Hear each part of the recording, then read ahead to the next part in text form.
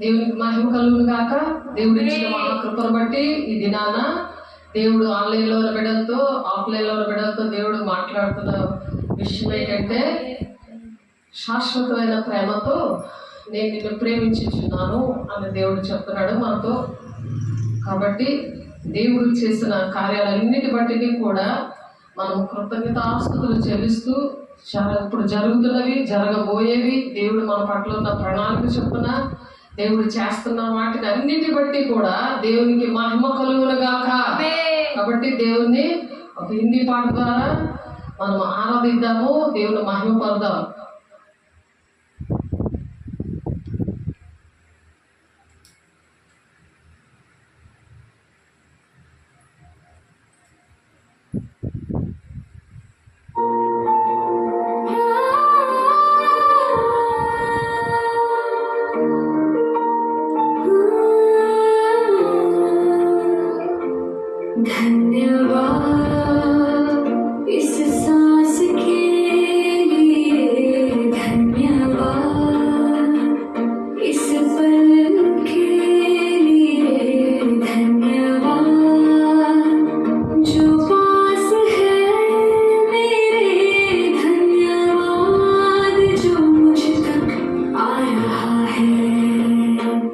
धन्यवाद मेरी सुबह के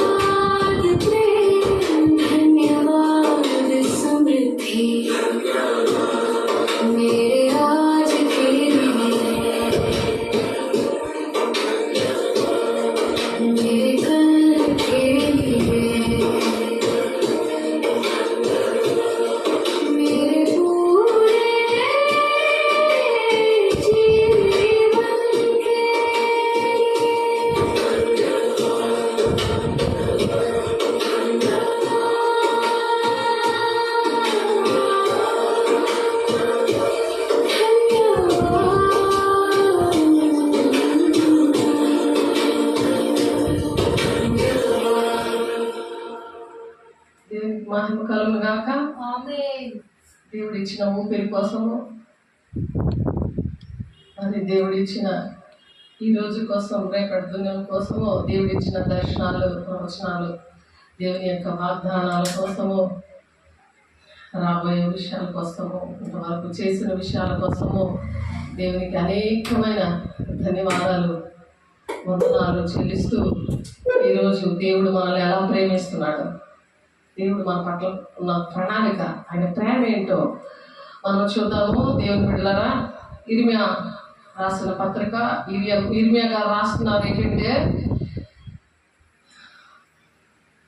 చాలా కాలం క్రిందట యెహోవా నాకు ప్రత్యక్షమై ఇట్లా నేను చాలా కాలం క్రింద నాతో కూడా దేవుడు మాట్లాడాడు. గర్భంలో రూపించబడక ముందే నేను ఎంచుకున్నాను. అలా ప్రేమించాడు. ఎవరైనా ప్రేమిస్తారా? బయటకు వస్తేనే ప్రేమించరు. మనిషిని చూసినా ఒక మాట, మనిషి చూడకపోతే ఇంకొక మాట, అలా ఉంటుంది. మీకు తెలుసు కదా.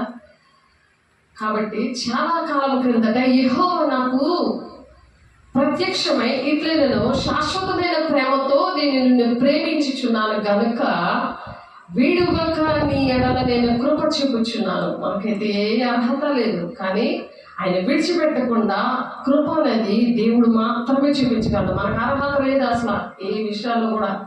మనం ఆశీర్వాదాలు పొందుకోవడానికి, దేవుడు మాటలు చెప్పడానికి, వినడానికి ఆయన రక్తం ద్వారానే మనకు పాపక్షాపం వచ్చింది. ఆయన పరిశుద్ధ రక్తం ద్వారానే మనకు విడుదల వచ్చింది. మనకి ఏ ఐశ్వర్యమైనా సరే సమస్తము కూడా దేవుడే ఇచ్చాడు. ఆ సామర్థ్యం కూడా దేవుడే ఇచ్చాడు. ఆ విశ్వాసము, నిరీక్షణ అవన్నీ కూడా దేవుడే ఇచ్చాడని మనం ఇప్పుడు పాట పాడుకున్నాము. దేవుని బట్టి మనం అలాగున్నాము. ఈ ఊపిరి ఆడడం కంటే దేవుడే అని మనం పాట పాడుకున్నప్పుడు, ఈ రోషని, ఈ వెలుగు ఇలాగా చూడగలిగాము ఈ రోజు అని అంటే, వెలుగు సంబంధులుగా ఉన్నామంటే ఆ దేవుడే కారణం. కాబట్టి ఆ విధంగా ప్రేమిస్తున్న దేవుడు మరి సామెతలు 6వ అధ్యాయము చూడండి. సామెతల్లో సొలొమోను గారు రాస్తున్నారు అనుభవంతో. కాబట్టి సామెతలు గారు చూడండి, 6వ అధ్యాయం 32వ వచనం. 6వ అధ్యాయము 32వ వచనం.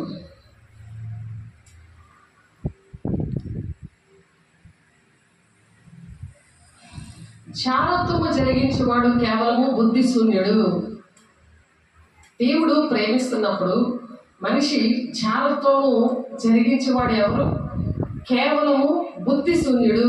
అంటే లోక స్నేహం అన్నమాట. లోక స్నేహము దేవునితో వైరమని మీరు ఎరగరా? మీరు దేవునికి శత్రువులు అని చెప్తున్నారు. యాకోబు రాసిన పత్రికలో ఉండదు ఆ మాట.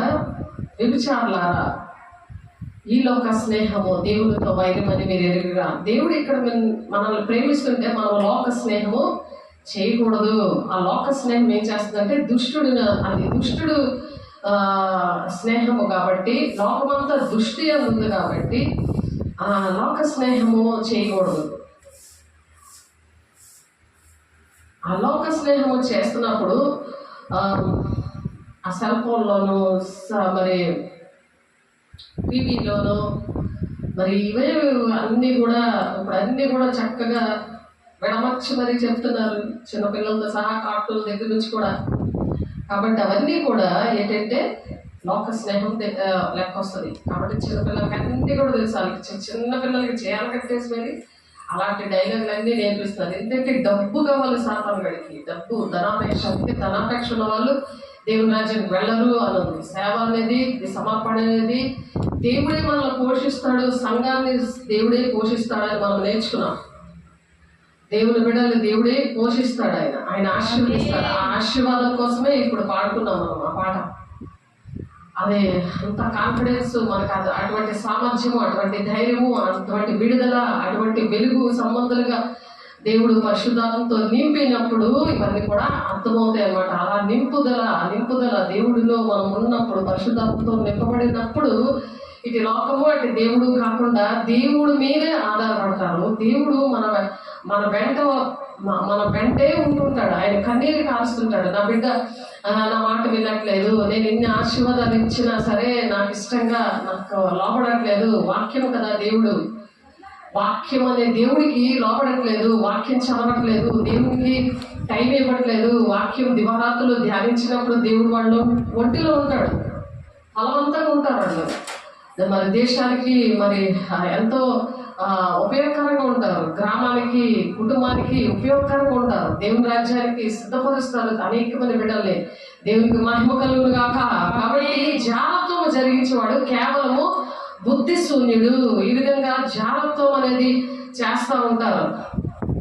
ఎందుకంటే ఎలాగైతే శరీరానుసారమైన మనసు దేవునికి విరోధమైనది, అది దేవుని ధర్మశాస్త్రానికి లోబడదు, ఏమాత్రము లోబడనేరదు, వాక్యానికి లోబడదు. వాక్యం అంటే ఇష్టం ఉండదు. ఏమో మా కబుర్లు, మరి నువ్వు దీవించబడతావు, ఆశీర్వదించబడతావు అని కథలు చెప్పేసి మరి చేతి మీద తల మీద చేసి ప్రార్థన చేసేస్తే అయిపోతుంది. అదే నమ్మకం. అంతేగాని దేవుడు నాలోనికి రావాలి, తల మీద చేతులు వేస్తే తలంతా ఊడిపోతుంది, కానీ వాళ్ళకి అభిషేకం రాదు. ఎందుకంటే దేవుడి నుండి వచ్చేది అభిషేకం అనేది, దేవుడి నుండి వచ్చేది. బాప్తిసం తీసుకోగానే చేతులు వేసి ప్రార్థన చేసినప్పుడు ఆత్మీయ పిల్లలకి అందరూ కూడా దేవుని ఆత్మతో నింపబడి భాషలతో మాట్లాడారు, దర్శనాలు, ప్రవచనాలు అవన్నీ కూడా వాళ్ళకి వచ్చాయి. ఎందుకంటే కొత్తగా పుట్టిన నూతన జన్మలోకి వచ్చిన వెంటనే అవి జరుగుతాయి. కానీ అక్కడ నుండి కూడా మరి దేవుణ్ణి ప్రేమించకపోతే, ఆయన ఆజ్ఞలు గైకొనకపోతే, ఆయనకి ఇష్టంగా లేకపోతే, లోక స్నేహం చేస్తే వారి విషయాలు ఎలా ఉంటాయంటే శరీరానుసారమైన మనసు వచ్చేస్తుంది, వాళ్ళకి ఆత్మానుసారమైన మనసు ఉండదు. ఈ రోజు వెలిగించిన దీపంలో దేవుని అభిషేకం అనే ఆయిల్ ఎప్పుడు కూడా నింపబడుతూ ఉండాలి, ఎప్పుడు కూడా నింపబడుతూ ఉండాలి. అదే భాషలతో మాట్లాడుతున్నప్పుడు ఎక్కడున్నా సరే నింపబడుతూ ఉంటారు. ఏ ప్లేస్కి వచ్చినా సరే దేవుని సన్నిధి వచ్చినప్పుడు వాళ్ళ ద్వారా కొన్ని కార్యాలు అక్కడ జరుగుతాయి. మరి సాతానికి అవి ఇష్టం ఉండదు. కాబట్టి వాళ్ళ మీద కొండలు చెప్తుంటారు, వెనక మాట్లాడుతుంటారు, వాళ్ళ మీద ఫైటింగ్ వస్తారు. అలాంటివన్నీ జరిగినప్పుడు సైలెంట్గా ఉన్నప్పుడు మరి పందుల మధ్యన ముత్యాలు జలద్దు, పాముల వల్ల వివేకంగా ఉండండి, పావురాల వల్ల నిష్కప్తంగా ఉండండి అని అందుకే దేవుడు చెప్పాడు. తోడేళ్ళ మధ్యకు మిమ్మల్ని గొర్రె పిల్లగా మిమ్మల్ని పంపిస్తున్నాను అని చెప్తున్నాడు. పరిశుద్ధాత్మ దేవుడి యొక్క లక్షణాలు, పరిశుద్ధాత్మతో మనం అలాగే నింపబడినప్పుడు మరి శరీరానుసరణ మనసు రాదు. వాళ్ళది నువ్వు ఏంటంటే వాళ్ళు ఎలా ప్రవర్తిస్తున్నా నువ్వు అలా ప్రవర్తిస్తావు. కాబట్టి దుష్టుడి నుండి అక్కడ నుండి ఇప్పుడు ఏసేపు ఉన్నాడు. ఏసేపు మరి పొత్తిఫర్ భార్య మరి పాపానికి లాగినప్పుడు ఏం చేశాడు, అక్కడ నుండి పారిపోయాడు. ఏసై కూడా మరి అక్కడ మరి ఒక దగ్గర మరి యెషయా చదివినప్పుడు సమాజ మందిరంలో అక్కడ ఇది నెరవేర్చబడింది అని చెప్పగానే అందరికీ కూడా కోపం వచ్చింది. సాతాను ఆత్మ సంబంధమైన మనుషులు కాదు, అది శరీరానుసారమైన నా మనసు. శాస్త్రులు, పరిసరులు, సద్దుకాయలు మరి అక్కడ ఉన్న వాళ్ళందరూ కూడా బైబిల్ తెలుసు, బైబిల్ పండితులు. మరి ఇప్పుడు బిషప్లు వీళ్ళందరూ ఉన్నారు కదా, ఏంటంటే అటువంటి వాళ్ళు అప్పుడు ఉన్నారు, ఇప్పుడు ఉన్నారు, అవే ఆత్మలు అనమాట. కానీ దేవుడు భూలోకానికి వచ్చి ఏ విధంగా అపోస్తుల బోధలు, ప్రవచనాలు, దర్శనాలు, మరి దెయ్యాలు వెళ్ళగొట్టడము, ప్రవచించడము, మరి రాబోయే సంగతులు చెప్పడము అవి లేవు ఈ దినాల్లో. ఎందుకు లేవు? ఎందుకంటే కారణం అది ఏదైనా శరీరానుసారమైన మనసు దేవునికి విరోధమైనది. అటువంటి వారు అక్కడ ఉండి ఏసైనా పర్వతం మీద తోసేద్దాం అనుకుంటారు. ఉంటే దేవుడు అక్కడ తప్పించుకొని వెళ్ళిపోయాడు. కాబట్టి పరిశుద్ధాత్మ పొందుకున్న వాళ్ళు ఎలా ఉండాలో దేవుడు ముందుగానే చెప్పాడు. అహంకారంతో ఉండరు వాళ్ళు, దేవుని మనసుతో పావుల వాళ్ళు వివేకంగా ఉంటారు. వివేకంగా ఉంటే అక్కడ తప్పించుకెళ్ళిపోతారు వాళ్ళు. కాబట్టి అలాగా ఉండాలని దేవుడు ఆశపడుతున్నాడు. దేవుని బిడ్డ, దేవుడు ప్రేమించే పిల్లలు అలా ఉంటారు. ఎలాగా శరీరానుసారమైన మనసు దేవునికి విరోధమైనది, అది దేవుని ధర్మశాస్త్రానికి లోబడదు, ఏమాత్రమో లోబడలేరదు. అందుకని దివారాత్రులు ధ్యానించేవాడు ధన్యుడు అంటున్నాడు. ధ్యానించినప్పుడే ఆ వాక్యం అనే దేవుడు మనలో ఎప్పుడు కూడా పొంగి పొర్లే పాత్రగా ఉంటాడు. దావీదు భక్తుడు అంటున్నాడు, నా గిన్నె నిండి పొర్లి ఉన్నది. అలా ఉండాలి పరిశుద్ధాత్మ దేవుడు. పొర్లి పారుతా ఉంటే నీ ఇంట్లో అందరూ మారుతారు. నీ ఇంట్లో వాళ్ళందరూ ఏం చేసినా సరే, తప్పు చేసిన వాళ్ళని నువ్వు వాళ్ళకి వాక్యం ద్వారా వాళ్ళని సరి చేస్తావు. వాళ్ళ ప్రేమతో వాళ్ళని దేవుని రాజ్యానికి నడిపిస్తావు. లేకపోతే నీకు కోపం వచ్చేస్తుంటుంది. వాళ్ళు నీ మీద అందరూ కూడి నీ మీద అటాక్ చేస్తూ ఉంటారు. ఇంట్లో కానీ, బయట కానీ, గ్రామంలో కానీ, సంఘంలో కానీ, దేశంలో కానీ ఇవే ఇప్పుడు జరుగుతున్నాయి. కాబట్టి ఈ అంచె దినాల్లో దేవుడు ఎలా ప్రేమిస్తున్నాడు? ఆయన ప్రాణం పెట్టాడు కదా. ఎవరైనా ప్రాణం పెట్టారా? ఆయన ఎరుగుడే నిత్య జీవం అని చెప్తున్నారు. ఆయన ఎరగాలి, ఆయన ఎలా ప్రేమిస్తున్నాడు మనల్ని. ఆ విషయాలు మనము తెలుసుకోవాలి. ఎరగడం అంటే ఏంటి? తెలుసుకోవాలి. తెలుసుకొని ఆ దేవుడు నన్ను ఈ విధంగా ప్రేమించి నన్ను నేను ఈ స్థితిలో ఉన్నానంటే నా దేవుడే కారణం అనే కృతజ్ఞతతో ఆయనకి దగ్గరలో ఉండాలి. ఆయన్ని ప్రేమించాలి. ఆయన మాట వినడమే ఆయన ప్రేమించడం, ఆజ్ఞలు గైకుండానే ఆయన ప్రేమించడం. కాబట్టి నీ హస్తము నీ శత్రువులందరినీ చిక్కించుకొనును, నీ దక్షిణ హస్తము నిన్ను ద్వేషించే వారిని చిక్కించుకొనును అంటున్నాడు ఇక్కడ దావీదు భక్తుడు 21:8. కాబట్టి నీ శత్రువుల విషయంలో మా బాధ్యత తీసుకున్నవాడు నీ ప్రాణప్రియుడు, నీ భర్తైన దేవుడు, నీ కోసం ప్రాణం పెట్టిన దేవుడు. తండ్రి చిత్తాన్ని నెరవేర్చి నువ్వు తండ్రి చిత్తాన్ని నెరవేర్చాలో అది నీకు నేర్పిస్తున్న దేవుడు నీలో ఉండి. పరిశుద్ధాత్మ దేవుడు, తండ్రి కుమార పరిశుద్ధాత్మ దేవుడు. మరి ఆ దేవుడిని పొందుకోవడానికి చాలా మందికి ఇష్టం ఉండదు. ఎందుకు ఇష్టం ఉండదంటే వాళ్ళకి పాపం కావాలి, ఈ లోక సంబంధంగా ఉండాలి, లోకానుసారమైన జీవితాలన్నీ కావాలి, అందరూ మనుషులు కావాలి. కానీ దేవుడిని పక్కన పెడుతున్నారు. దేవుడికి టైం ఇవ్వట్లేదు, దేవుడితో మాట్లాడుకోవట్లేదు, దేవుడితో కలిసి నడవట్లేదు. ఆమెకు నడిచాడు, మరి అలాగే పిల్లలు కన్నాడు, అలాగే తన ఇంటిని చూసుకున్నాడు, అలా దేవుడితో నడిచి వెళ్ళిపోయాడు ఆయన. అలాగ మనము ఈ ర్యాప్చర్, ఈ కనురెప్ప పాటలోనే దేవుడు మనం తీసుకెళ్ళిపోతాడు. మన ఇంటిని తీసుకువెళ్ళాలి, మన గ్రామాన్ని, మన దేశాన్ని ఆ విధంగా తీసుకెళ్ళాలని దేవుడు చెప్తున్నాడు. దేవుని బిడ్డ, కాబట్టి కీర్తనకారుడు ఇంకా మాట చెప్తున్నాడు 50వ కీర్తన 18వ. నీవు దొంగను చూచినప్పుడు వాడితో ఏకీభవించదవు. నువ్వు ఏకీభవించేవనుకో నీ దేవుడు అక్కడ ఉండడు. పరిశుద్ధాత్ముడు దుఃఖపడి వెళ్ళిపోతాడు, అక్కడ ఏడుస్తాడు. ఎందుకంటే ఆయన దుఃఖపడితే ఈ యుగమందేనో రాబో యుగమందేనో పాపక్షోభం లేదు అని వాక్యం. 3 దిక్కులు ఉంది. కాబట్టి ఆయన దుఃఖపరచకూడదు. కాబట్టి నీ దొంగను చూచినప్పుడు వానిలో ఏకీభవించదు, వ్యభిచారంతో నీవు సాంగత్యము చేసేదవు. ఈ పనులు చేయకూడదు. నాకు అది కావాలి ఇది కావాలి అనకూడదు. నువ్వు చేస్తున్నావు, అందుకే నీ కాళ్ళు అలా బంధకాల్లాగా ఉండిపోయాయి. నీకు భయం వేసేస్తుంది. దేవుడి పని అన్నా, పరిచర్య అన్నా, దేవుడి రాజ్యాన్ని కట్టాలన్నా నీకు భయం వేసేస్తుంది. ఒక సామర్థ్యం అనేది దేవుడు ఇచ్చాడు దేవుని బిడ్డలకి. దేవుడు వాళ్ళ పక్షంగా ఉంటాడని మనం ఇప్పుడు పాట పాడుకున్నాం. దేవుడు మన పక్షంగా ఉంటాడు. ఆయన నీ పక్షంగా ఉంటే నీకు విరోధం ఎవరు అని ఉంది. కాబట్టి విడువడు ఎడబాయడు శాశ్వతమైన ప్రేమతో నేను ప్రేమిస్తున్నాడని మళ్ళా ఒకసారి దేవుని బిడ్డ నీతో మాట్లాడుతున్నారు. నువ్వు దేవుని పనికి ఇష్టపడట్లేదు, దేవునితో ఉండడానికి ఇష్టపడట్లేదు, దేవుని ప్రణాళిక ఏంటో నీకు ఇష్టం లేదు, తండ్రి చిత్తం ఏంటో నీకు ఇష్టం లేదు. అందుకని దేవుడు నీతో మాట్లాడుతున్నాను. నిన్ను విసర్జించి వారు నశించదరు, నిన్ను విడిచి విసర్జించి వారిని అందరినీ నీవు సంహరించదవు అంటున్నాడు దావీదు భక్తుడు. చెప్తున్నాడు దేవునితోటి, నిన్ను విసర్జించి వారు నశించదరు అని చెప్తున్నాడు. నిన్ను విసర్జించారనుకో నశించిపోతాడు. నువ్వు అంతకుముందే వాళ్ళకి ఏకీమించి నశించిపోతావా? ఇక్కడ దేవుని ఆత్మ పొందుకుంటావు, ఇంటికి వెళ్ళి దెయ్యం ఆత్మ పొందుకుంటాం. ఏం లాభం? సేవకులు ఎంత నలిగిపోతూ ఉంటారు మధ్యలో. మీకు దేవుడికి కనెక్ట్ చేయడానికి దేవుడు ఎంత విడమర్చి చెప్పినా వినకపోతే దేవుడిచ్చిన అభిషేకము, దేవుడిచ్చిన వారాలు, తండ్రి చిత్తము కోసం కళల ద్వారా, స్వప్నాల ద్వారా దేవుడు మాట్లాడుతుంటే అదే మాటలు ఇప్పుడు పాటలోనే దేవుడిచ్చిన ఆ స్వప్నాల ద్వారా, దర్శనాల ద్వారా దేవుడు ఏడు మాట్లాడాడు. అవన్నీ నీ మాట విన్నందుకు దేవా నాతో ఉండి నువ్వు నెరవేరుస్తున్నావు. ఆయన నెరవేరుస్తున్నాడు. ఎంత ప్రేమ ఆయనకి. మా ఇంట్లో వాళ్ళు కానీ బయటికి కానీ మాటిస్తే వాళ్ళు తప్పిపోతారు.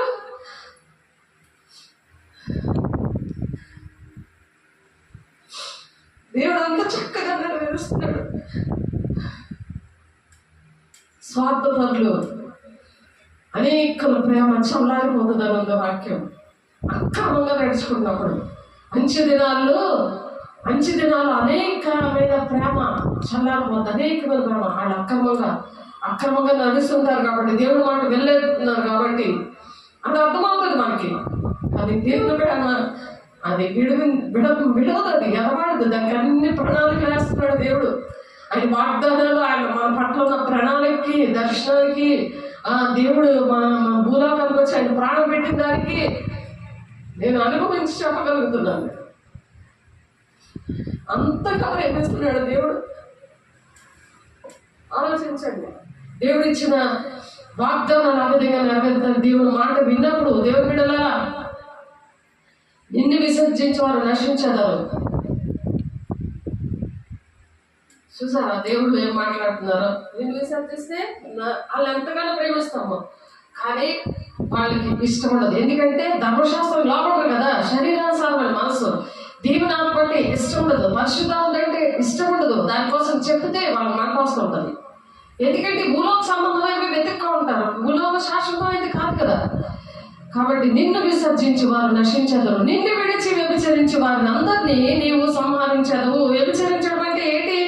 ఇందాక యాకోబు 4:4 ఈ లోక స్నేహం. నువ్వు దేవునితో స్నేహం చేయకుండా ఇక నీ మీదకి నువ్వు దాసుడు కాదు, నువ్వు స్నేహితుడు అని చెప్తుంటే నువ్వు లోక స్నేహం చేస్తున్నావా? నీకు దేవుని పిల్లలు కావాలా? వాళ్ళతో నువ్వు ప్రార్థన చేయించుకుంటానని వీడియో కాల్ చేస్తావా?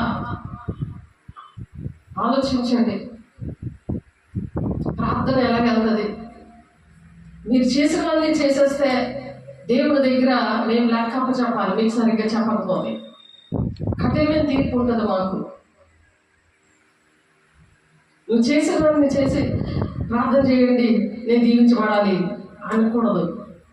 నువ్వు సరి చేసుకోవాలి. దేవుని బిడ్డలారా, మీరు దేవుని ఆత్మను పొందుకొని సరి చేసుకోవాలి. పొందుకున్నప్పుడు మీకే తెలుస్తుంది, మీకే అర్థమవుతుంది. నేను చెప్పక్కర్లేదు, వాక్యం చదివితే మీకే అర్థమవుతుంది. వాక్యం అనే దేవుడు నీతో సూటిగా మాట్లాడతాడు. నీ కళలు అర్థం అవ్వకపోవచ్చు, నువ్వు మర్చిపోవచ్చు. నువ్వు పడుకునే అప్పుడు దేవుడు మాట్లాడినా నీకు ఆ మొత్తులు నీకు ఒకవేళ మర్చిపోయినా నువ్వు అదే వాక్యంతో దేవుడు మాట్లాడతాడు. 2-3 సార్లు మాట్లాడతాడు. నిన్ను ప్రేమించి మేము ఏడుస్తుంటే మీతో మాట్లాడతాడు. నేను మీకోసం కన్నీరు కాల్చినప్పుడు దేవుడు మీతో మాట్లాడతాడు. నిన్ను విసర్జించి వారు నశించదురు, నిన్ను విడిచి వ్యభిచరించి వారిని అందరినీ నీవు సంహరించదువు. చేస్తావు దేవా. ఎందుకంటే వ్యభిచరించవద్దు అని పదాజ్ఞలో ఒక ఆజ్ఞ అది. కాబట్టి నేను తప్ప వేరొక దేవుడు నీకు ఉండకూడదు. పైన ఆకాశం అందే కానీ కింద భూమి అందే కానీ నువ్వు దేని రూపమును నువ్వు విగ్రహంగా చేసుకోకూడదు. నువ్వు కొడుకులు విగ్రహంగా చేసుకున్నావా? నీ భర్తలు విగ్రహంగా చేసుకున్నావా? నీకు తిండి బాగా విగ్రహంగా చేసుకున్నావా? నువ్వు ఏసీ విగ్రహంగా చేసుకున్నావా? నీ ఉద్యోగాన్ని విగ్రహంగా చేసుకున్నావా? దేని విగ్రహంగా చేసుకుని నీ ఇంట్లోని నీ హృదయంలో పెట్టుకున్నావు? శాశ్వతని ప్రేమతో ప్రేమిస్తున్నాడు దేవుని బిడ్డ. నేను కాదు ఇక్కడ దుఃఖపడుతుంది, దేవుడు మాట్లాడతాడు. నేను ఇక్కడ నిలబడితే అది నాకు బాగా అనుభవం ఉంది, మీకు కూడా అనుభవం ఉంది. దేవుడు నాతో మాట్లాడాడు. ఇర్మియా 17:16 ప్రకారం నేను కాపరిగా ఉండటం నీకు మానలేదు, ఘోరమైన దినాలను చూడడం నీకు కోరలేదు. నీ సన్నిధిలో నా మాటలు ఉన్నాయి. ఆ సన్నిధి ఇష్టపడకుండా చేస్తుంది ఎవరు? దుష్టుడు. దేవుని సన్నిధి ఇష్టం లేదు.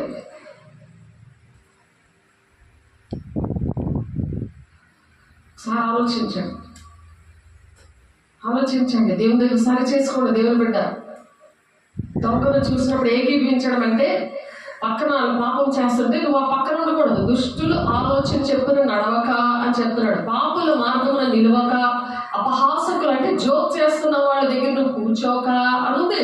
కీర్తన 1:1 అపహాసకులు కూర్చుండే చోట్ల నువ్వు కూర్చుండక ఏం చేయమన్నాడు ఆయన? యెహోవా ధర్మశాస్త్రమందు నువ్వు ఆనందించుచు. అందులో ఉంది మనకు ఆనందం. అంత సంతోషం దేవునికి. మన ద్వారా దేవుడు సంతోషపడాలి, ఆయన ద్వారా మనం సంతోషపడాలి. అది రిలేషన్, ఆనందము, సంతోషం. కానీ దుఃఖపడుతున్నాడు ఎందుకు దేవుడు? ఎవరితో ఆనందిస్తున్నావు? జోక్ చేసిన వాళ్ళ దగ్గర పక్కన కూర్చుంటున్నావా? సెల్ ఫోన్లతో ఆడుకుంటున్న వాళ్ళతో పక్కన కూర్చుంటున్నావా? నిన్న ఒక అబ్బాయి మా ఇంటి పక్కనే ఎంత ఉన్నాడు, పొట్టుడే కానీ ఆడు ఎంటర్ చదివాడు కానీ అమ్మ బాబు ఎంత సౌండ్ రీసౌండ్ వచ్చేస్తుంది, పెద్ద మగుడు మాట్లాడుతున్నట్టు. అలా మాట్లాడుతూ ఆ గేమ్స్ ఆడుతూనే ఫ్రెండ్తో మాట్లాడుతున్నాడు. వాళ్ళ ఇంట్లో వాళ్ళతో ఫ్రెండ్తో. నేను గబగబా బయటకు వచ్చాను. ఏంటి వీడు చిన్నవాడు కదా, వీడి వాయిస్ ఏంటి ఎలా వస్తుంది, ఎంత గట్టిగా మాట్లాడుతున్నాడు ఏంటని. చూడండి సాతానుడు వాడిలో ఉండి ఎంత చెలరేగిపోతున్నాడు. మీ పిల్లలు అలా ఉన్నారని ప్రార్థన చేయమంటే ఎలాగవుతుంది? మీరు కంట్రోల్లో పెట్టుకోకుండా బాల్యమనే సృష్టికర్తను స్మరణకు తెచ్చుకోమని చెప్తున్నారు. మీకే అర్థం లేనప్పుడు పిల్లలు ఎలా పెంచుతారు? మీరే అందులో మునిగి తేలుతున్నప్పుడు దాన్నే దొంగలకు ఏకీపించంటాడు. నీవు దొంగల్ని చూసినప్పుడు వాడితో ఏకీపించడము, వ్యభిచారులతో నేను సాంగత్యము చేసదము. అది చాలా బాగుంది ఆ జోకు. అని అంటున్నావేమో, దేవుని దగ్గర సరి చేసుకో. దేవుని బిడ్డ లోక స్నేహము వాళ్ళతో ఏకీపిస్తున్నావు కదా, అటువంటివన్నిటికి వాళ్ళతోనే దుష్ట సహవాసము మంచి నడవండి పాడు చేస్తుందని ఉంది వాక్యం. దేవుని సహవాసంతో ఉండాలి. దేవుడు ఎందుకంటే దేవుడు నీ కోసం ప్రాణం పెట్టాడు, ఆయనకి లాగా ఉండాలని. అలాగా నీకు ఊరిని, దేశాన్ని, కుటుంబాన్ని, సంఘాన్ని రక్షించుకోవాలని వాళ్ళకి నువ్వు ఒక రోల్ మోడల్గా దేవుడు భూలోకానికి వచ్చి ఇవన్నీ నేర్పించాడు. ఆయనకి బాప్తిసం అవసరమైంది, ఆయనకి ప్రార్థన అవసరమైంది, ఆయన పరిశుద్ధాత్మ దేవునితో నింపబడ్డాడు. ఆయన సేవకు వచ్చే ముందు, ఆ పరిచర్యకు వచ్చే ముందు, తండ్రి చిత్తాన్ని నెరవేర్చడానికి ముందు ఆయన 40 రోజులు ఫాస్టింగ్ ఉన్నాడు. సాతానుతో శోధించబడ్డాడు. మొత్తం 4 అధ్యాయంలో ఉంటుంది.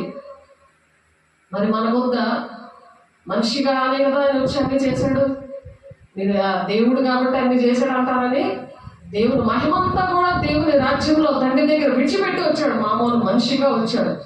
ఎవరైనా అలా ప్రాణం పెట్టగలరా? మరి చేతులతో చేసిన పాపానికి 8 దొంగల మేకులు ఎవరైనా అలా వేయించుకోగలరా? మళ్ళా ఆ బలి అర్పణ, ఆ త్యాగము, ఆ సమర్పణ అది ఉందా? ఏ చిన్న కష్టం కూడా ఉండకూడదు. దేవుడు ఆశీర్వదించాలి. ఆశీర్వదించినా ఇంకా ఆయన గాయాలు రేపడం, ఆయనకి ఇష్టం లేని పనులు చేయడము, ఏకీభవించడము. దొంగలకి ఏకీభవించకూడదు. లోక స్నేహము చేసిన వాళ్ళు ఉన్నారు, వ్యభిచారులు కూడా ఉన్నారు. ఇప్పుడు ఈ ఏరియా అంతా అలాంటి ఏరియా, పాస్ ఏరియా ఏమి కాదు. వాళ్ళు కూడా అలాగే ఉన్నారు. నేనున్న ఏరియా అయితే అది క్లాస్గా ఉన్న ఏరియా, ఎక్కడైతే మాస్ ఏరియా. వాళ్ళు వీళ్ళు ఒకలాగే ఉన్నారు. ఒకసారి ఆలోచించండి దేవుని బిడ్డలారా, దేవుణ్ణి మనము గాయపరచవచ్చా? చెప్పండి, గాయపరచవచ్చా? అనుక్షణము సరి చేసుకోవాలి. వాక్యం వస్తున్నప్పుడే సరి చేసుకోవాలి. పరిశుద్ధాత్మ దేవుడిని వెంటనే అవి దేవుడు దుఃఖపడినవన్నీ మనం ఒప్పుకునేలా ఆయన పవిత్రపరచునని ఉంది వాక్యం. మొదటి యోహాను 1:9 ఆయన ఎవరైతే అలా ఒప్పుకుంటారో వాళ్ళని విడిపిస్తాడంట దేవుడు. పాపం నుండి విడిపిస్తున్నాడట. వాడు బంధకాల నుండి విడిపించి వాక్యము వాళ్ళకి గుర్తుంటుందని ఉంది అక్కడ వాక్యం.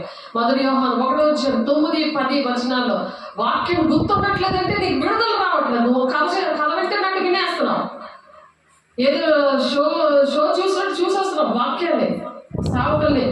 వాళ్ళు ఎంత దుఃఖమైన దేవుని దగ్గర కన్నీరు కాలిస్తే మీకోసం దేవుడు ఇప్పుడు వచ్చి మాట్లాడతారు. ఆన్లైన్లో ఉన్న వాళ్ళతోటి, ఆఫ్లైన్లో ఉన్న దేవుని బిడ్డలతోటి.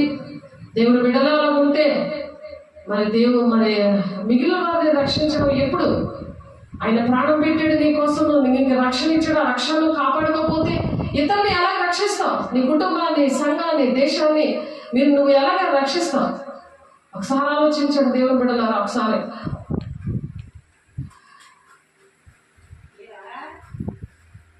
నిన్ను విసర్జించి వారు నశించెదరు, నిన్ను విడిచి వ్యభిచరించి వారిని అందరినీ నీవు సంహరించను.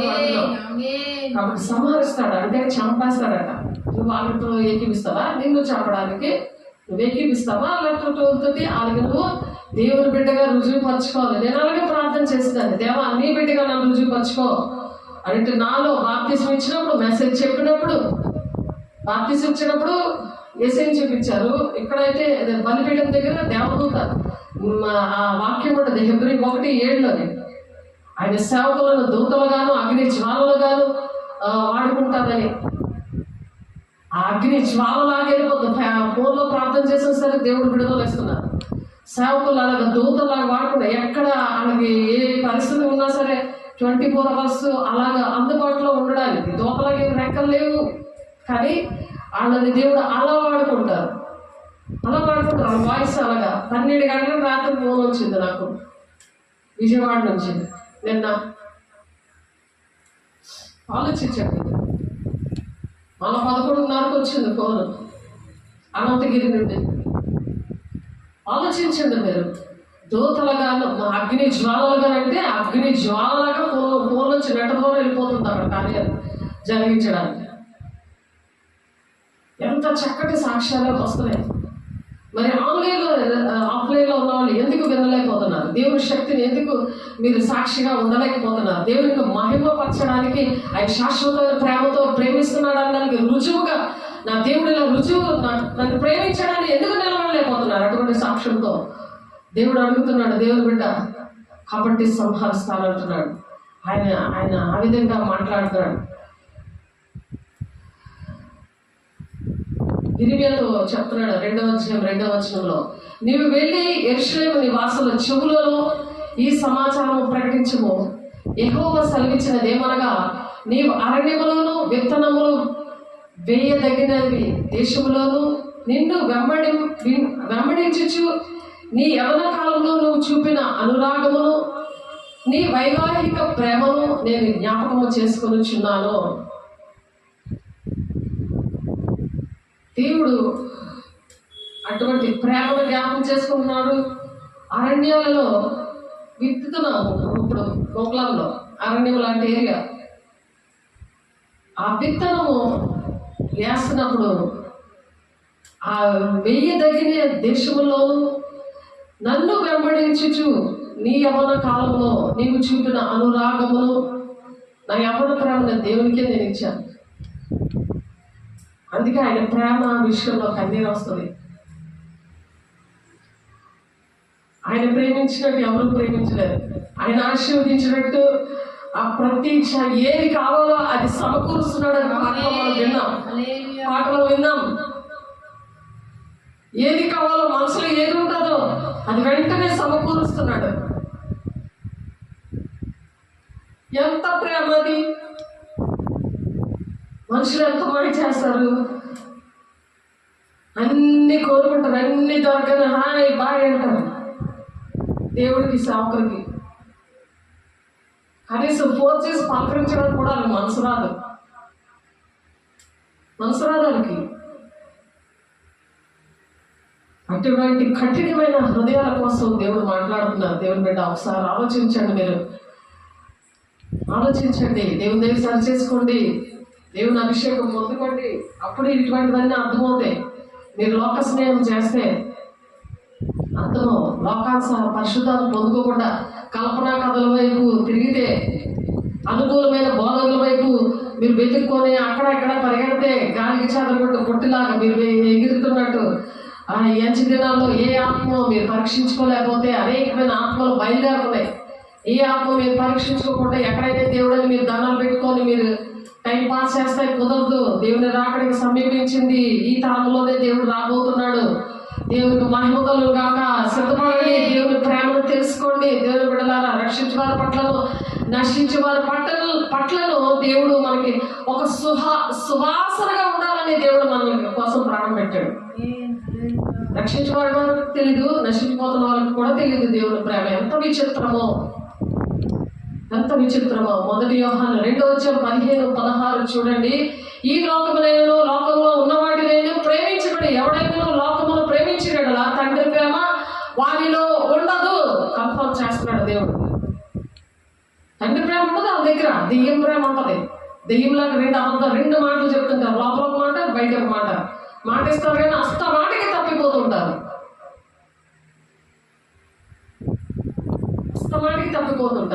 మాట ఇచ్చి మాట తప్పిపోతే 15వ కీర్తనలో ఉంటుంది. దేవుని రాజ్యానికి వెళ్ళే లిస్ట్ 15 కీర్తన అంతా చదవండి, అందులో ఉంటుంది. మాట ఇచ్చి మాట తప్పిపోతే సావుకులకి ఇచ్చినా దేవుడికి ఇచ్చినా ఒకటే. దేవుడి దగ్గర చెప్తారు, ఏదైనా సమస్య వచ్చినప్పుడు దేవుని దగ్గర ప్రమాణాలు చేసి తీర్మానాలు చేసి ప్రార్థన చేసి వెళ్తారు. మరేమో మాట ఉండదు, పలుకు ఉండదు, ఆశీర్వాదం పొందుకొని వెళ్ళిపోవడమే ఇంకంతే. ఈ లోకమునైనను లోకములో ఉన్న వాటినైనా ప్రేమించగడు. ఎవడైనా లోకమును ప్రేమించగడలా తండ్రి ప్రేమ వానిలో ఉండదు. లోకములో ఉన్నదంతయు అనగా శరీరాశయు నేత్రాశయు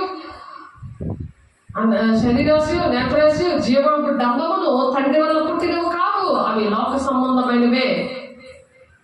దేని మీద ఆశ ఉంటుంది? శరీరాశ, నేత్రాశ.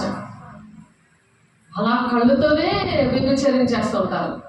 నేను చూశాను అలాంటి మనుషులు. కళ్ళతోనే నీ మోహపు చూపుతో నువ్వు స్త్రీని చూస్తే వాళ్ళతో నువ్వు వ్యభిచరించినట్టు నీకు లెక్క వస్తుందని దేవుడు చెప్తున్నాడు. అలాంటి కళ్ళుతో లోకంలో నేత్రాశ, జీవపు డంబం, నాకేంటి, నాకు బోర్డు, నేను కోట్లు ఉన్నాయి, నాకు వారి గర్వం, అహంకారం, దేవుని బిడ్డలు దేవుణ్ణి తొక్కబెట్టే విషయాలు అవన్నీ ఒప్పుకోండి. దేవుని బిడ్డలారా, తండ్రి వలన పుట్టినవి కావవి, సాతాను నుండి పుట్టినవి కాబట్టి లోక సంబంధమైన ఆ గుణాలు తీసేయండి. సైతాన్తోటి సహవాసం చేస్తారు, ఇది దేవుడితోటి సహవాసం కావాలి. దేవుని బిడ్డలు కావాలి, సైతాన్ పనులు కూడా కావాలి, రెండు కావాలి.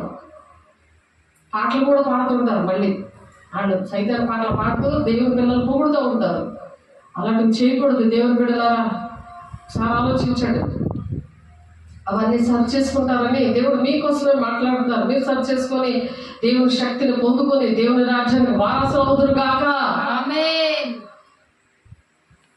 మీరు లోక సంబంధులైన కదా లోకము తన వారిని స్నేహించును. అయితే మీరు లోక సంబంధులు కాదు, నేను మిమ్మల్ని లోకములో నుండి ఏర్పాటు చేసుకున్నాను అంటాడు. అప్పుడు ఏర్పాటు చేసుకున్నాడు మనల్ని.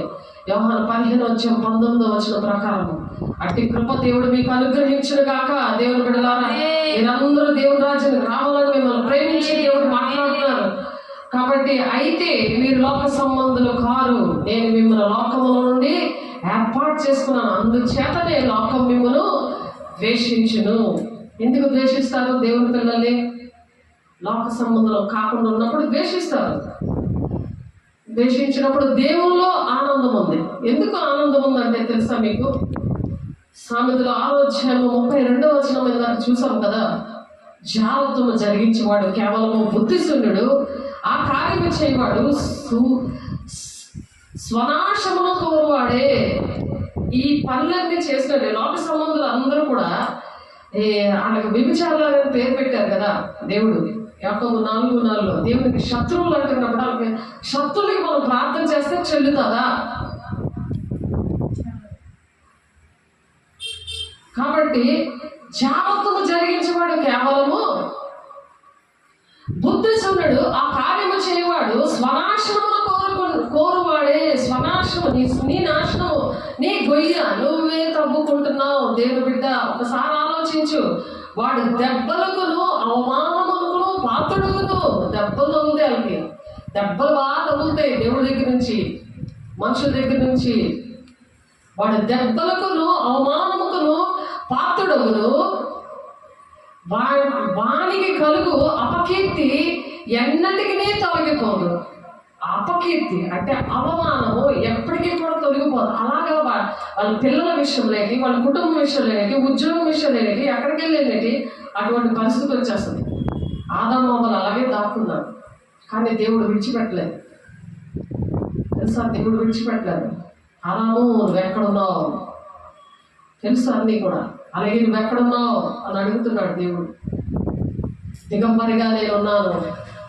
నువ్వు దిగంబరు అని ఎవరు చెప్పారు అంటే సాతాను చెప్పాడు. సాతాను దేవుడు కావాలి, అటు దెయ్యం కూడా కావాలి. అలా ఉన్నావా దేవుడు బిడ్డ? ఒకసారి ఆలోచించు. భర్తకు పుట్టు రోషము మహారౌద్రము గలది, ప్రతీకారం వచ్చే ఈ కాలం ముందు అట్టివాడి కనికరపడను. ప్రతీకారం వచ్చే ఈ కాలం ముందు అట్టివాడి కనికరపడతాడట. ఎప్పుడే భర్త అంటే సృష్టికర్త అంటే దేవుడు మనకు భర్త అయి ఉన్నాడని యెషయా 57:7 ఉంటుంది. కాబట్టి ఆ భర్త కనికరం అనేది దేవుని దగ్గర నుండి మనం పొందుకోవాలి అని అంటే అంతగా శాశ్వతమైన ప్రేమతో ప్రేమించిన దేవుడు నీతోటి నాతో మాట్లాడుతున్నాడు. ఆయన ప్రేమను బట్టి మన కళ్ళల్లో నీళ్ళు తిరగాలి. తప్పు చేసినప్పుడు, ఎవరైనా తప్పు చేస్తున్నప్పుడు వాళ్ళ కళ్ళల్లో నీళ్ళు వస్తాయి. దేవుని ఆత్మను పొందుకున్న వాళ్ళకి అయ్యో ఎందుకు వెళ్ళాలని నాశనం అయిపోతున్నారు. అలాగే అర్థం కాదు. ఎందుకంటే దేవుని ఆత్మను పొందుకోలేదు కాబట్టి వాళ్ళకి అర్థం కాదు. ఎందుకు కళ్ళల్లో నీళ్ళు వస్తున్నాయి వాళ్ళకి, మేము ఇలా అయిపోతుంటే వీళ్ళు ఎందుకు ఏడుస్తున్నారు అని అనుకుంటారు. కానీ దేవుడి ప్రేమ వాళ్ళలో ఉండి కన్నీరు పెడుతుంది. వాళ్ళు దేవుడి కన్నీరు బాగా కారుస్తూ ఉంటాడు. దేవుడు కన్నీరు కారిస్తే ఆయన ఆత్మస్వరూపి కదా, ఆత్మస్వరూపి అయిన దేవుడు ఉన్నాడు కదా ఇక్కడ, అందుకని కన్నీరు కారుస్తున్నాడు. అందుకే కన్నీరు అంటే అర్థం తెలియకుంటారు కొంతమంది. కఠినమైన హృదయం గలవారికి కన్నీరు నేను చూశాను. కొంతమందికి కన్నీరే తెలీదు, అసలు కన్నీరు ఏ రోజు రాలేదని సాక్ష్యం చెప్పారు నాతో. అలాంటి వాళ్ళు ఇప్పుడు కన్నీరు కాలుస్తున్నారు దేవునాథం పొందుకొని. అంత కఠినమైన గుండెలు దేవుడు బాగు చేశాడు. అటువంటి కన్నీరు వచ్చింది పౌలు, ఇంకొక ఆమె అరుణని, ఇంకొక ఆమె రూత్ అని. కన్నీరు రాదు వాళ్ళకి. సాల్మన్ వీళ్ళకి కన్నీరు రాదు. ఎప్పుడు నేను కన్నీరు చూడలేదు. కన్నీరు రావట్లేదండి మాకు అంటారంట. అలాంటిది ఇప్పుడు కన్నీరు వస్తుంది వాళ్ళకి, దేవుడి శక్తితో నింపబడి. దేవుని బిడ్డల విషయంలో కన్నీరు అనేది రావాలి. దేవుని బిడ్డలారా, మనకి దేవుని శక్తి ఆ విధంగా, దేవుని ప్రేమ ఏంటంటే నశించుకోవడము ఇష్టం లేదు కాబట్టి, ఆ ఆత్మ మనలో ఉంటుంది కాబట్టి మనలో కన్నీరు అనేది వస్తుంది. భర్తకు పుట్టు రోషం వస్తుందా లేదా? సంఘం అనే భార్య కరెక్ట్గా లేకపోతే భర్తకి రోషం వస్తుందా లేదా? భర్త పోషిస్తున్నాడు కదా సంఘాన్ని. భర్తకు పుట్టు రోషము మహా రౌద్రము గలది. సంఘాన్ని విడిచిపెట్టి వెళ్ళిపోతాయి. నువ్వు తిరుగుబాటు చేస్తే నీ పరిస్థితి ఏంటి? ఆవరణలో నేను నాటేను సంఘంలో, దేవుని ఆవరణలో మీరు ఫలిస్తాను ఉంది వాక్యం. ఆవరణలో చుట్టుపక్కల ఉన్న వాళ్ళందరూ రక్షించబడాలి, గ్రామంలో ఉన్న వాళ్ళందరూ రక్షించబడాలి. నువ్వు చక్కగా ఏసీ కార్లు తిరుక్కొని, ఏసీలో చక్క పడుకొని, చక్క లక్షలు కూడా వేసుకుంటుంటే దేవుడు బాగా నీకు ఇష్టపడతాడా? కన్నీరు కార్చడా? ఆలోచించు. మహారౌద్రము గలది, ప్రతీకారం వచ్చే ఈ కాలం ముందు అట్టివాడు కనికరపడడు. కనికరం అనేది ఉండదట అట్టివాడికి.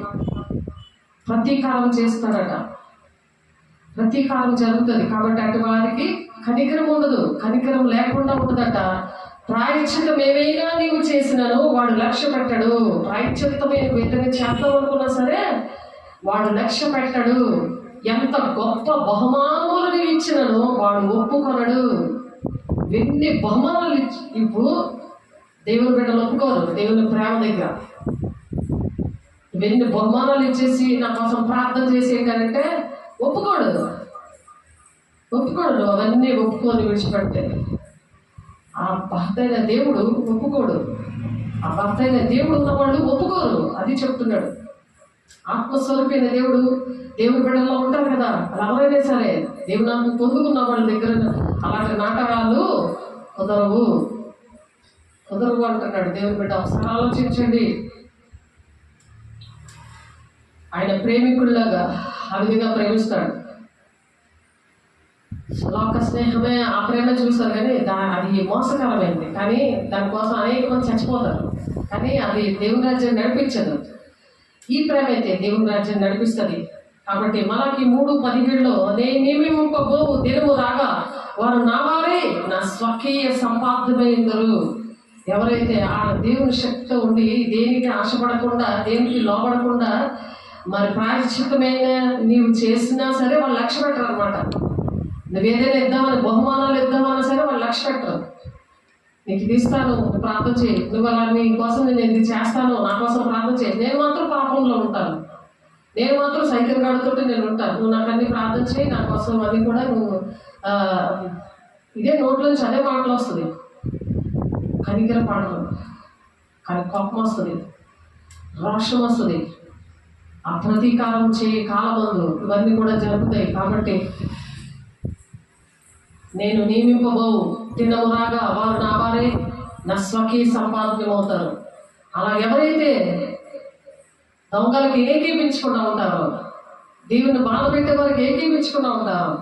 వాళ్ళు ఎలా ఉంటారంట? స్వకీయ సంపాద్యంగా ఉంటారంట. దేవునికి నేను నియమింపబో దినము రాగా వారు నా వారై దేవుని వారిగా ఉందామా, మనుషుల వారిగా ఉందామా? దొంగలకి ఏకీపించుకుంటూ ఇందాకంతా చదువుకున్నాం కదా. చెప్పండి, ఎవరి వారిగా ఉంటారు? స్వకీయ సంపాద్యంగా దేవుని బిడ్డలుగా మనం ఉందాం. దేవునికి మహిమ కలుగును గాక. తండ్రి తనను సేవించి కుమారుని కనికరించినట్లు నేను వారిని కనికరించునని సైన్యములకు అధిపతి యెహోవా సెలవిచ్చుచున్నాడు. ఆ వేదన, దుఃఖము అన్నీ భరించుకుంటూ దేవుడు ఏడు చెప్తుంటుంటే, దేవుడు ఏది చెప్పమంటుంటే పులిపొట్టి మీద, బలిపీఠం మీద అదే చెప్తూ ఉంటే వారు స్వకీయ సంపాద్యంగా ఉంటారు. దేవుడు వాళ్ళని కనికరిస్తాడు. కనికరించి మరి ఏదైతే తండ్రి చిత్తం వారి పట్ల ఉందో, వారికి ఏది కావాలో అవన్నీ కూడా ప్రొవైడ్ చేస్తానంటున్నాడు. అదే మనం పాట పాడుకున్నాం ఇందాక. అవన్నీ కూడా నేను వారిని కనికరించునని సైన్యములకు అధిపతి యెహోవా సెలవిచ్చుచున్నాడు. ఆయన మాట ఇచ్చే మాట తప్పే దేవుడా? చెప్పండి. కాబట్టి పరలోక రాజ్యం అంట పొలము దాల్చబడిన ధనము పోలి ఉందంట పరలోక రాజ్యం. ఆ పరలోక రాజ్యానికి స్వార్థ్యంగా మనం పెడతాడంట, మనం ఉంచుతాడు. కాబట్టి నువ్వు ఎవరికి లోబడిపోతున్నావు? దెయ్యానికి లోబడి దేవుడిని నిలబొట్టేస్తున్నావు. ఆ పనిలో ఉంటున్నావు అనుక్షణం కూడా. దేవుడిని దుఃఖపెడుతున్నావు. సంఘాన్ని, సేవకుల్ని, దేవుడిని, వాక్యానికి లోబడకుండా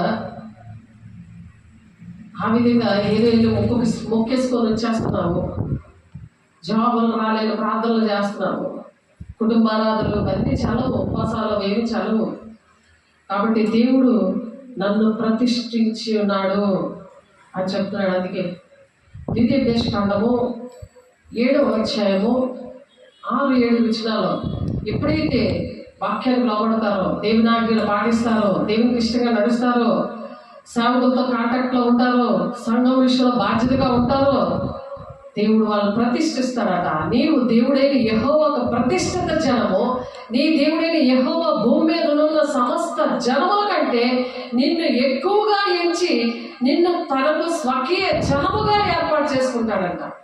స్వకీయ జనముగా, సొంత జనము, దేవుని యొక్క జనము, దేవుని యొక్క బిడ్డలుగా దేవుని ఏర్పాటు చేసుకుంటారు. ఆమె నీకు అవసరం లేదా? అందరూ ఆమె నేను చెప్పాలి. మీరు సర్వజనుల కంటే విస్తార జనమని యెహోవా మిమ్మల్ని ప్రేమించి మిమ్మల్ని ఏర్పాటు సమస్త జనముల కంటే మీరు లెక్కకు తక్కువే కదా. మీరు తక్కువ మందే ఉంటారు, అందరినీ ఎంచేసుకోరు. అయితే యెహోవా మిమ్మల్ని ప్రేమించేవాడు గనుకను, తాను మీ తండ్రులకు చేసిన ప్రమాణమును నెరవేర్చేవాడు గనుకను యెహోవా బాహుబలము చేత మిమ్మల్ని రక్షించి దాసుల గృహంలో నుండి ఐగుప్తుడి రాజైన ఫరో చేతిలో నుండి మిమ్మల్ని విడిపిస్తాడు. ఐగుప్తు అంటే దాసత్వం. నువ్వు ఎవరికి దోసలైపోతున్నావు? నువ్వు దేవుని పక్కన పెట్టినందుకు ఎవరిని విగ్రహంగా నువ్వు చేసుకున్నావు. వాళ్ళందరూ అటువంటి దాసత్వం నుండి దేవుడు విడిపించాడు. మరలా విడిపించడానికి దేవుడు మీ మధ్య ఉన్నాడు. దేవుని దగ్గర ఆ విధంగా ఆయన బాహుబలము, ఆ బాహుబలముతో దేవుడు మనకి ఇచ్చిన వాగ్దానాలు దేవుడు నెరవేరుస్తున్నాడు. దేవునికి మహిమ కలుగును గాక.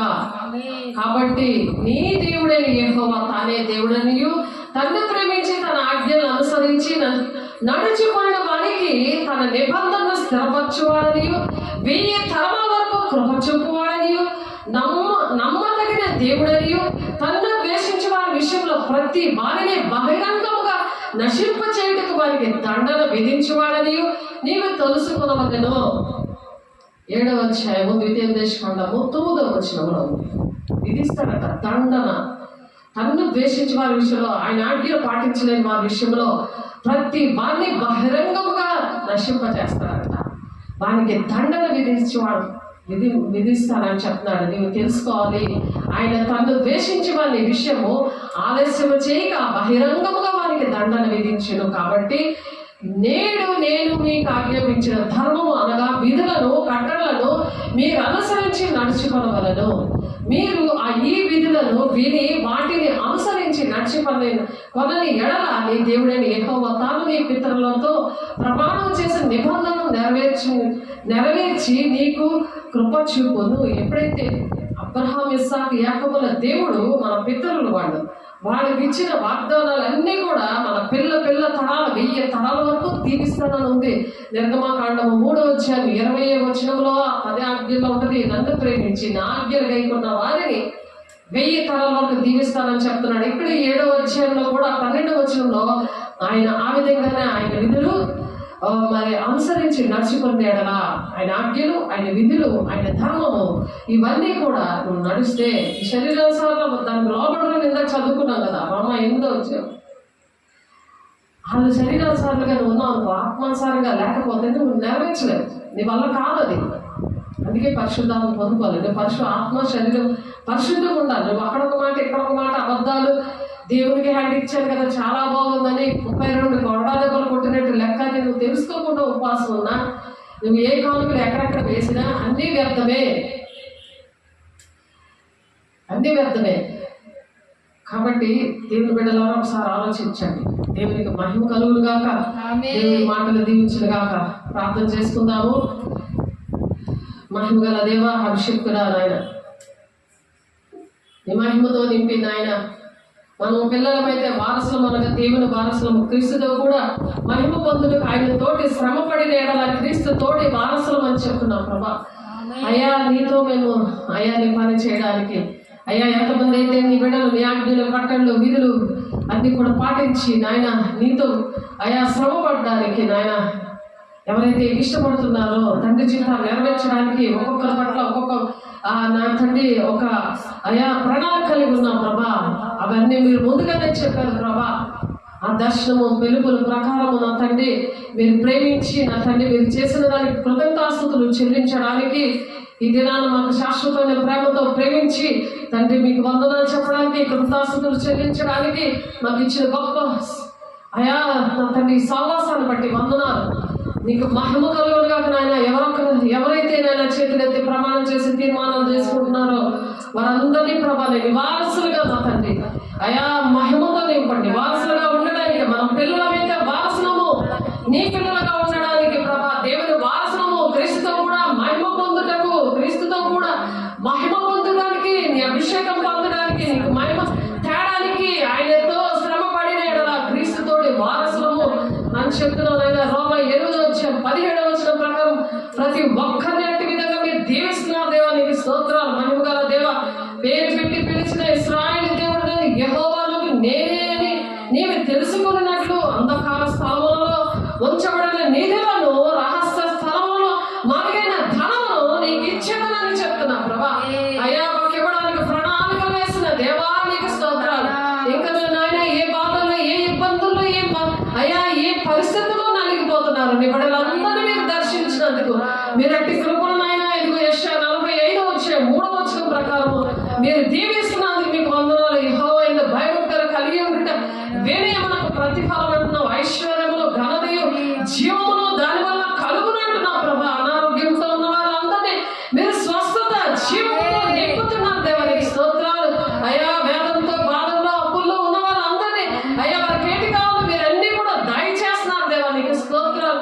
మహిమ గల దేవా, సామెతలు 22:4 ప్రకారం నాయన ఘనత, జీవము, అయ్యా ఐశ్వర్యము నాయన అయ్యా ప్రతిఫలముగా మీరు ఇస్తున్నందుకు అయ్యా వినయము, నీ వినయమునికి అయ్యా ప్రతిఫలం అంటున్నావు. నీ మాట విన్నప్పుడు ఆ ప్రతిఫలాన్ని మీరు యెహోవా భయభక్తులు కలిగిన నీ బిడ్డలకు మీరు దయచేస్తున్నందుకు, నడిపిస్తున్నందుకు అయ్యా మీకే కోట్లాది వందనాలు స్తోత్రాలు చెల్లిస్తూ మహిమ, ఘనత, ప్రభావాలు మీకే అర్పించుకుంటూ యేసే పరిశుద్ధ నామములో బ్రతిమలాడి వేడుకుంటున్నాం తండ్రి. ఆమేన్. తండ్రి యొక్క దీవెన, కుమారుని యొక్క కృప, పరిశుద్ధాత్మ యొక్క నిత్య సహవాసము సదాకాలము మనందరికీ తోడై నడిపించిన గాక. ఆమేన్. దేవునికి మహిమ కలుగును గాక. God bless you. దేవుడు మిమ్మల్ని దీవించి ఆశీర్వదించును గాక. ఆమేన్.